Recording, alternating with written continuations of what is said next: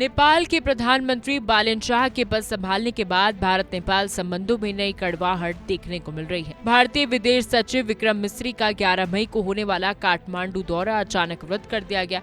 ये दौरा 2 दिन का प्रस्तावित था, जिसमें दोनों देशों के बीच उच्च स्तरीय वार्ता होनी थी। सूत्रों के अनुसार नेपाल की ओर से हालिया बयानों और विदेश नीति को लेकर भारत में असंतोष देखा गया है। बालेन शाह सरकार द्वारा लिपुलेख और कैलाश मानसरोवर यात्रा को लेकर उठाए गए सवालों ने स्थिति को और जटिल बना दिया। भारत की ओर से हालांकि आधिकारिक तौर पर कारण अन्य व्यवस्थाएं बताया गया है, लेकिन कूटनीतिक हलकों में से सख्त संदेश माना जा रहा है। हाई लेवल बातचीत टली, तनाव का असर बढ़ा।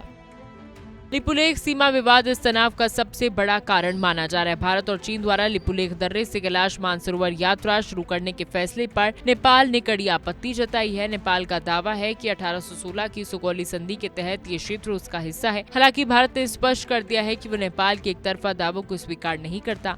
विदेश मंत्रालय के प्रवक्ता ने कहा कि यात्रा 1954 से जारी है और आगे भी जारी रहेगी। इसी बीच बालेन शाह सरकार की आक्रामक विदेश नीति ने स्थिति को और तनावपूर्ण बना दिया है। कूटनीतिक विशेषज्ञ मानते हैं कि विवाद आने वाले दिनों में और गहरा सकता है। बालेन शाह की विदेश नीति को लेकर नेपाल के अंदर भी सवाल उठने लगे हैं। रिपोर्ट्स के अनुसार उन्होंने कई विदेशी नेताओं से मिलने से इनकार किया, जिसमें अमेरिका के विशेष दूत से मुलाकात भी शामिल है। उसे उनकी नो मीटिंग पॉलिसी बताया जा रहा है।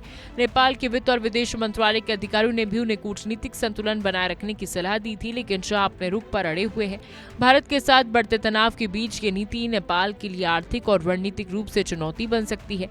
विशेषज्ञों का मानना है कि नेपाल की अर्थव्यवस्था भारत पर काफी हद तक निर्भर है। ऐसे में टकराव देश के लिए भारी पड़ सकता है।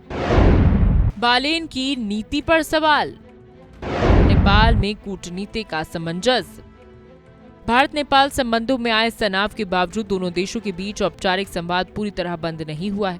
विदेश मंत्री शिशिर खनाल के 1 जून को दिल्ली में होने वाले अंतर्राष्ट्रीय सम्मेलन में शामिल होने की संभावना है, जहां सीमित बातचीत की गुंजाइश बन सकती है। भारत ने फिलहाल नेपाल को पेट्रोलियम और जरूरी वस्तुओं की आपूर्ति जारी रखकर संयम का संदेश दिया है। हालांकि विदेश सचिव के दौरे का टलना ये संकेत दे रहा है कि भारत अब कूटनीतिक स्तर पर अधिक सतर्क रुख अपना रहा है। दोनों देशों के रिश्ते ऐतिहासिक रूप से मजबूत रहे हैं, लेकिन मौजूदा घटनाक्रम ने नई चुनौतियां खड़ी कर दी हैं। अब सबकी नजर इस बात पर है कि आगे तनाव कम होगा या बढ़ेगा।